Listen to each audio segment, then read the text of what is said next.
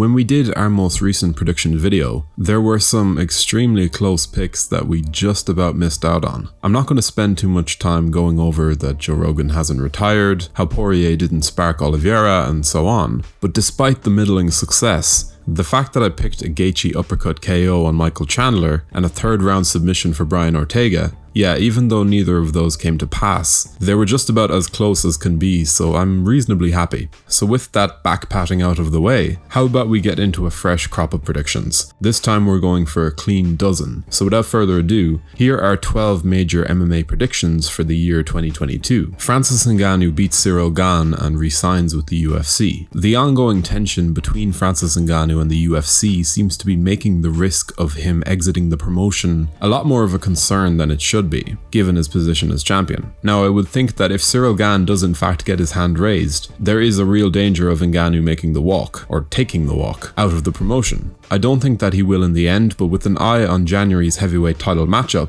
I do think that even though a Gane prediction makes a lot of sense, Ngannou's great equalizing power will be too much of a factor to avoid. And though there are clauses for champions that may muddle the waters, I do think that Ngannou will put this saga to bed and re-sign with the UFC of his own accord, on the back of a title defense. Charles Oliveira submits Justin Gaethje but loses to Islam Makhachev. I wouldn't be surprised at all if Gaethje is able to crack Oliveira, but after years upon years of betting against him, I just think that the last year or so has really solidified my impression of Dubronx, and in a matchup against the highlight, I would imagine that Justin will fall to the same fate as Dustin Poirier did. Now with that said, I am picking Islam to get the job done against Oliveira later in the year. Hell, I think there's even good money on Makhachev getting it done by submission. I do think that his style of top control will be able to negate Charles on the bottom, and though he's not the quick, snappy submission threat that Oliveira is, I still think that Charles is going to put himself in bad positions that Makhachev is going to punish him for. I actually like Gaethje's chances of beating Islam more than I like Oliveira's, but for now, that's my pick. Petr Yan stops Aljamain Sterling within 3 rounds. I know he's generally a slow cooker in his approach, but I do think that seeing Petr Yan in a rematch like this, along with the fact that he has something of a point to prove, yeah, I do think we're going to see Yan get the job done a little ahead of schedule. I have been half hoping for Aljamain Sterling to reverse public opinion on him, just because I hate when this sport's fans disregard someone's entire worth as an elite fighter because of one moment or one single incident. But I don't think that Petr Yan is the type of opponent who would allow Sterling the room to do that. Aldo is a top 5 fighter, but I think Petr is going to smoke him, to put it plainly. Volkanovski vs Holloway 3 ends with a 4th round finish. The third matchup between Alexander Volkanovski and Max Holloway could potentially be the single highest level display of MMA we've ever seen inside the octagon. Both of these guys are technical masters. Both can bring forth a multi-layered game plan across 25 minutes, without any degree of fatigue or lack of consistency. And I just think that it's a terrible shame that only one of these men can call themselves champion, because in reality, they're both as elite as can be. And though history would make picking a narrow decision win for either man the most likely route to a winning bet, I do believe that the third matchup is going to serve up a finish. And for the sake of being specific, but not too specific, I think it's going to come in the 4th round. I would lean 51-49 to Volkanovski, but seriously, that switches back and forth. Amanda Nunes recaptures her bantamweight belt with a knockout. Juliana Pena's shocking victory over Amanda Nunes is one that deserves, and seems to be getting, all of the credit in the world.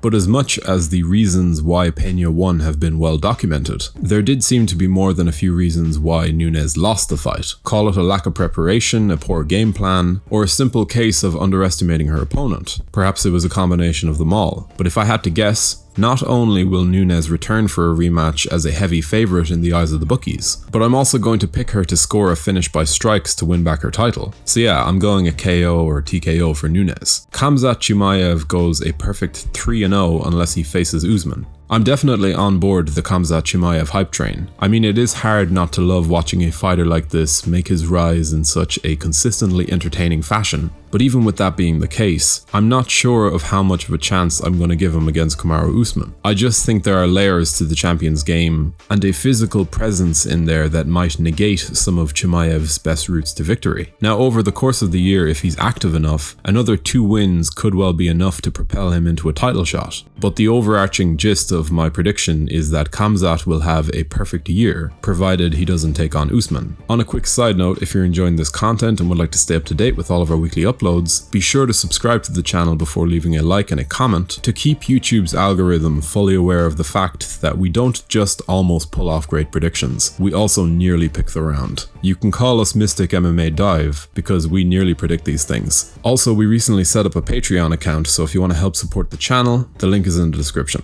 Tom Aspinall, Aaron Blanchfield, and Shavkat Rakhmonov all go unbeaten. I'm backing 3 of the very best rising contenders in the sport to find their place in the upper tier of their respective divisions. From the relentless top game of Aaron Blanchfield at 125 pounds, methodical but deadly striking of Tom Aspinall at heavyweight, and perhaps most exciting of all, the phenomenal technique of Kazakhstan's Shavkat Rakhmonov at 170 pounds. I think if you're looking for sure thing prospects for 2022, these 3 fighters are 1 or 2 big wins away from really exploding. Jose Aldo goes 1-1. I hate trying to make Aldo predictions. I'm definitely a bit on the personally invested side.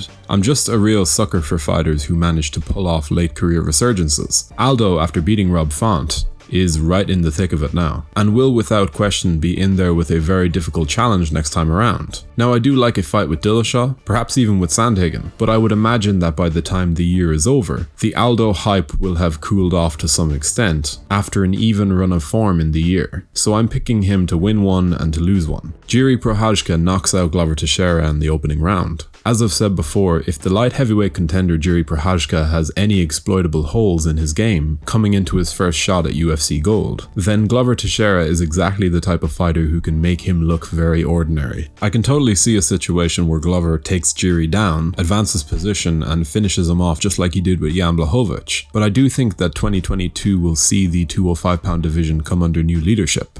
And I think that Prochazka is the type of fighter who will lead the division into a new era. He's a wild man, don't get me wrong, but no matter how long his reign is, it's going to be one hell of a lot of fun. Sean O'Malley goes 3-0 and breaks into the top 5. Sean O'Malley is actually a very active fighter when he's not injured or suspended, having fought 3 times in both 2020 and 2021. And though he certainly has his fair share of doubters, I've never really counted myself among their number. I think the guy has top 5 potential, and though he has yet to find a signature win, or anything close to one really, I do think that the questions we have over O'Malley will be answered soon enough. I'm going to pick him to repeat last year's 3-0 while breaking into the top 5. Where he goes from there is anyone's guess, but this guy's striking prowess, in my opinion, makes him a very serious problem for the top 10. Robert Whittaker beats Israel Adesanya on the scorecards. Here's the real controversial one of the lot. I love me some last stylebender, I really do, but I just think that Robert Whittaker is going to throw an almighty spanner in the works when the time comes for their UFC 271 rematch. The Reaper was coming off of a pretty harrowing illness when they first fought, and through his victories over Darren Till, Kelvin Gastelum, and Jared Cannonier, he actually looks even better than he was when he was champion. I think Izzy is just about as elite as we've been led to believe in recent years, but I do think that Whittaker is about to make a case for being a truly special one in 2022. It also sets up one hell of a trilogy fight as well, so who knows. Jon Jones gets knocked out at heavyweight. As much as I find myself tuning out with increasing regularity when it comes to Jon Jones the person, I love Jon Jones the fighter. He seems to be doing the move to heavyweight correctly, taking the time to add on the necessary weight and acclimatize to his new frame. A part of me actually hopes that he can show up in a big way and reach a level of greatness that would really add an inarguable edge to his GOAT claim. I just have an inescapable gut feeling that his first foray into the heavyweight waters, that long-awaited jump, yeah, I think it's going to end with him face down on the floor. But yeah, that'll do it for my predictions. If you had to boil 2022 down to 3 major predictions of your own, what would they be? Do let us know your opinions in the comments section below. We always love to hear from you guys. If you enjoyed this video, be sure to leave a like and a comment before subscribing to the channel so you can stay up to date with all of our latest uploads. Thanks for watching.